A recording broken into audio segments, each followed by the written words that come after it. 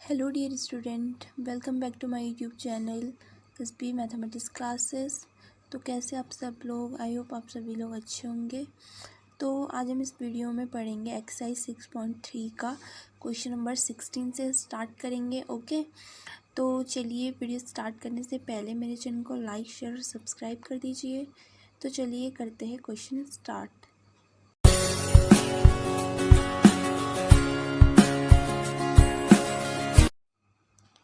अब देखिए, जो आपका ये क्वेश्चन नंबर 16 है, तो क्वेश्चन में हमारे पास एक कर्व की इक्वेशन दे रखी है y = 7x³ + 11। Okay, and x point दे रखा है 2 और -2, x की वैल्यू दे रखी है हमारे पास। तो हमने क्या करना है कि हमको इस क्वेश्चन में प्रूव करना है कि जो ये वक्र है, जो ये कर्व की इक्वेशन दे रखी है, तो इस पर उन बिंदुओं पर स्पर्शरेखाएं समांतर है जहाँ x = 2 और -2।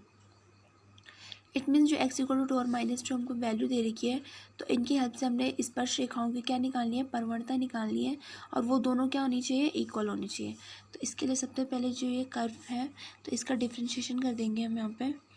तो ये हो जाएगा आपका dy/dx equal to, direct differentiation करेंगे तो 7 तो ऐसे ही रहेगा, x³ का डिफ्रेंशिएशन हो जाएगा आपका 3x² और 11 का डिफ्रेंशिएशन हो जाएगा 0।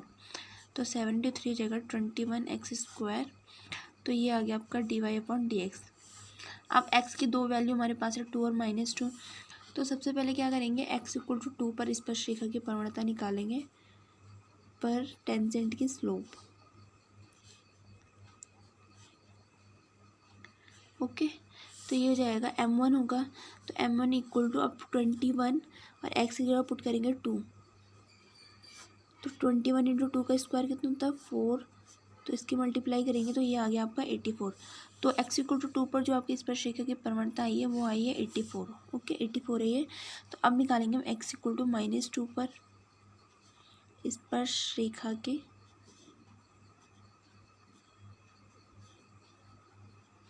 प्रवणता।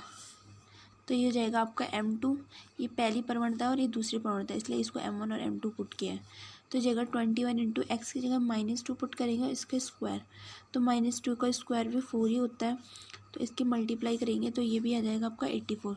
तो यहाँ पे चूँकि या तब लिखेंगे क्योंकि m1 = m2, क्योंकि दोनों प्रवणताएँ क्या आपस में इक्वल है। ओके, तो ये जाएगा आपका m1 = m2, और जब दोनों प्रवणताएँ आपस में इक्वल होती है तो जो स्पर्श रेखाएँ होती है वो आपस में क्या होती है, समांतर होती हैं। तो इसलिए हम लास्ट में लिखेंगे कि अतः जो वक्र है हमारे पास, वक्र y = 7x³ + 11 के जो बिंदु हमको दे रखे थे यहाँ पे, x = 2 और -2 के बिंदु x = 2 and -2 पर खींची गई स्पर्शरेखाएँ क्या समांतर है। ये यहाँ पे प्रूफ हो गया है, क्योंकि दोनों प्रवणताएँ क्या आ चुकी है, इक्वल आ चुकी है। तो जो ये बिंदु x = 2 और -2 पर खींची गई जो स्पर्शरेखाएँ हैं वो क्या हो गई यहाँ पे, प्रूफ समांतर। ओके, तो इसलिए ये आ गया आपका क्वेश्चन, यहाँ पे सॉल्व हो गया क्वेश्चन नंबर 16। नेक्स्ट करते हैं आपका क्वेश्चन नंबर 17। अब देखिए, जो नेक्स्ट है आपका क्वेश्चन नंबर 17। तो क्वेश्चन में एक कर्व की क्वेश्चन दे रखी है y = x³ एंड क्वेश्चन है कि जो वक्र y = x³ है, इस पर उन बिंदुओं को हमने फाइंड करना है, उन पॉइंट्स को निकालना है जिन पर जो स्पर्शरेखा की प्रवणता है वो क्या है, यहाँ पे बिंदु के y निर्देशांक के बराबर हो। इट मीन्स जो स्पर्शरेखा की प्रवणता होगी वो y निर्देशांक के बराबर होगी। तो इसके लिए सबसे पहले हमको पुट करना होगा, यहाँ पे स्पर्श बिंदु निकालना होगा, क्योंकि हमने यहाँ पे जो फाइंड करने हैं वो क्या करना है, पॉइंट ही निकालने हैं। ठीक है, तो सबसे पहले पॉइंट को पुट कर लेते हैं। जैसे माना स्पर्श बिंदु x1 और y1 है। ठीक है, अब बिंदु तो हमने मान लिया, तो y = x³ जो यहाँ पे कर्व की क्वेश्चन है। तो अब हम क्या करेंगे, इसका डिफ्रेंशिएशन कर देंगे। तो जगह dy/dx और x³ का डिफ्रेंशिएशन हो जाता है आपका 3x²। अब हमें पॉइंट x1 और y1 माना है, तो x1 और y1 पे इसकी प्रवणता निकालेंगे हम। तो x की जगह पुट करेंगे x1 का स्क्वायर। ओके, तो ये आ गया आपका 3x1²। इसको इक्वेशन फर्स्ट पुट कर लेते हैं यहाँ पे। अब हमें क्वेश्चन में गिवन है कि जो जिन पर स्पर्शरेखा की प्रवणता बिंदु के y निर्देशांक के बराबर है। इट मीन्स ये हमको दे रखा है कि स्पर्शरेखा की प्रवणता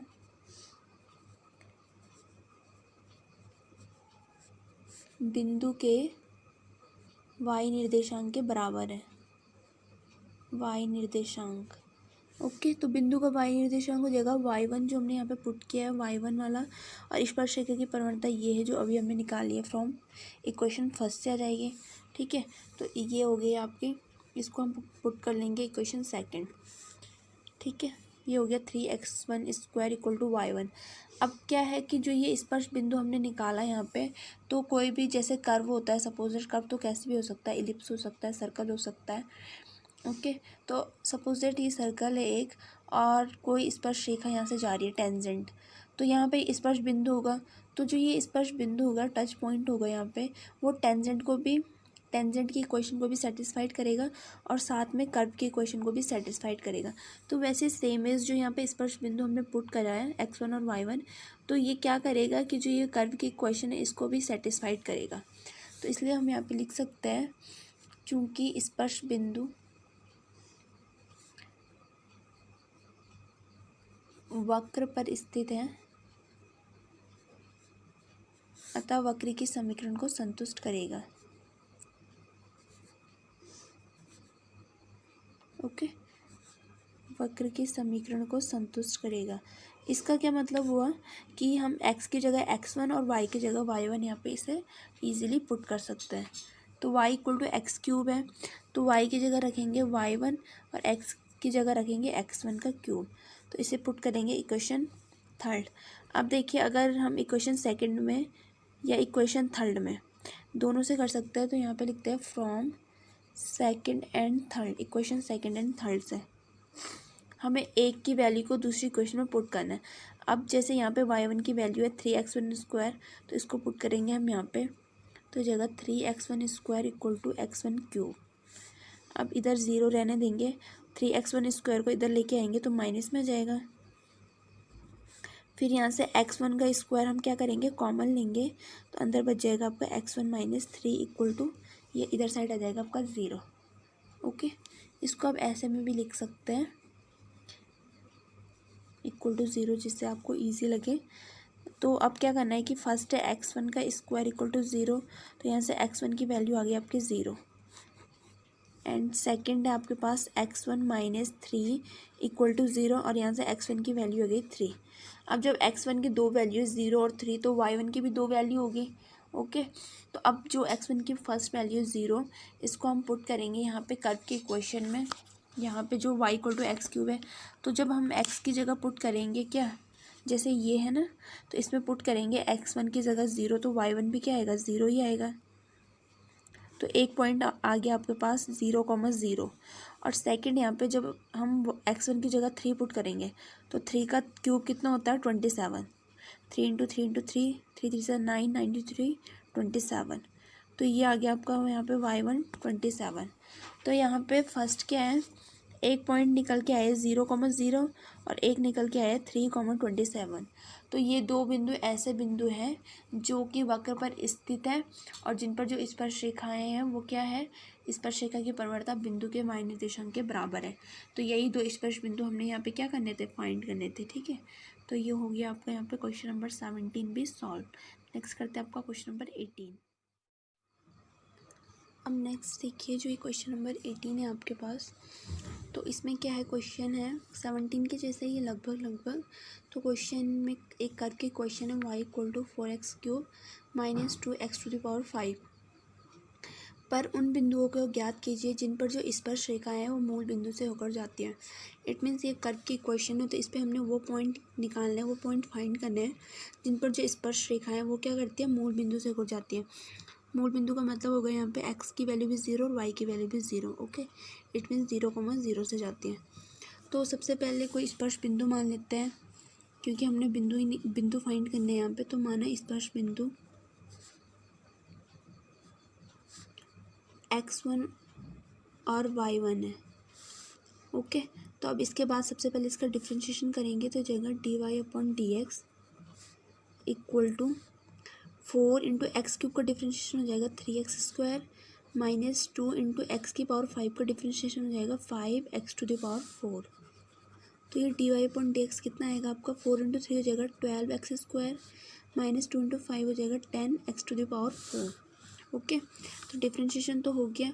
अब x1 और y1 पे निकालेंगे हम इसकी प्रवणता, क्योंकि हमने x1 और y1 स्पर्श बिंदु पुट किया है। तो जगह 12x1² माइनस 10x1⁴, ठीक है। तो इसको इक्वेशन फर्स्ट पुट कर लेते हैं यहाँ पे। अब क्या है कि जो स्पर्श रेखा हमें क्वेश्चन में गिवन है कि जो स्पर्श रेखा है टेंजेंट और मूल बिंदु से होकर जाती है, तो यहाँ पे लिखेंगे चूंकि स्पर्श रेखा मूल बिंदु का मतलब है 0,0 से होकर जाती है। तो जब स्पर्श रेखा मूल बिंदु से होकर जाती है तो हम यहाँ पे लिख सकते हैं कि x1 और y1, ये तो स्पर्श बिंदु है जो हमने यहाँ ऊपर पुट किया है, x1 और y1 तथा 0,0 से होकर जाने वाली रेखा की प्रवणता, होकर जाने वाली रेखा की प्रवणता बराबर है स्पर्श रेखा की प्रवणता के बराबर।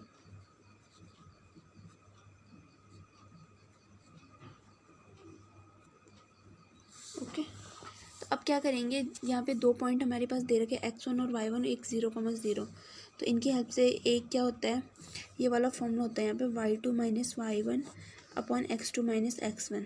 जब हमारे पास कोई 2 पॉइंट दे रखे हों जैसे x1 और y1 और x2 और y2, तो इसकी हेल्प से हम निकाल सकते हैं किसी भी लाइन की स्लोप प्रवणता। तो यहाँ पे y2 की जगह 0 ये हो जाएगा आपका, x1 और y1 तो यही है, तो x2 और y2 की जगह है 0,0, तो जगह 0 minus y1 upon 0 minus x1 equal to, और स्पर्श रेखा की प्रवणता कितनी है आपके पास जो अभी निकाली हमने, तो ये है 12x1² माइनस 10x1⁴। तो अब 0 माइनस y1 तो माइनस y1 ही आ जाएगा, minus y1 upon minus x1 equal to 12x1² minus 10x1⁴। तो माइनस से माइनस कैंसिल हो जाएगा और ये बचेगा y1, x1 की मल्टीप्लाई इधर कर देंगे तो हो जाएगा 12x1³ माइनस 10x1⁵, एक एक पावर बढ़ जाएगी।